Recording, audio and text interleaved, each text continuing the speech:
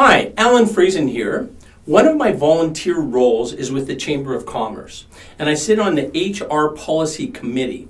The HR Policy Committee basically reviews situations that are happening regarding human resources, possible changes that might be occurring, and then we like to advise our members and other interested people about those, and where appropriate, advocate to try and influence those changes. At yesterday's HR Policy Committee meeting, we had a very surprising story shared with us, and it was about this gentleman from PEI. I believe his name was Eric Donovan, and Eric had been an employee of a residential agency, one that helps people to have limitations in terms of their maturity levels because of injuries, etc.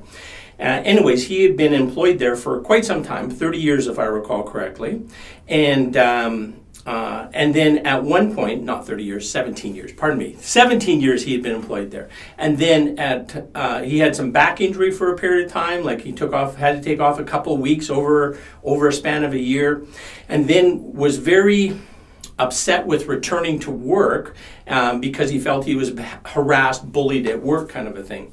So he hadn't returned to work yet, and he suffered a heart attack at his home and died.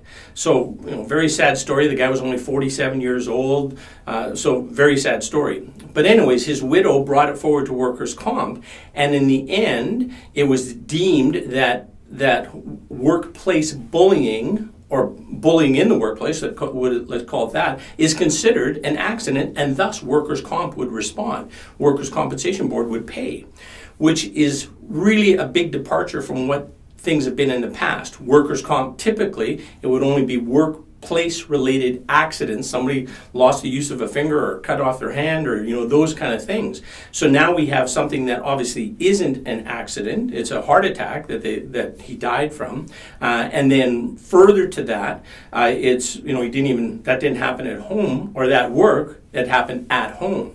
So big departure from what we've seen from workers' comp in the past. And this isn't new. This is more recent, a trend where workers' comp is expanding the scope of what they consider to be an eligible claim.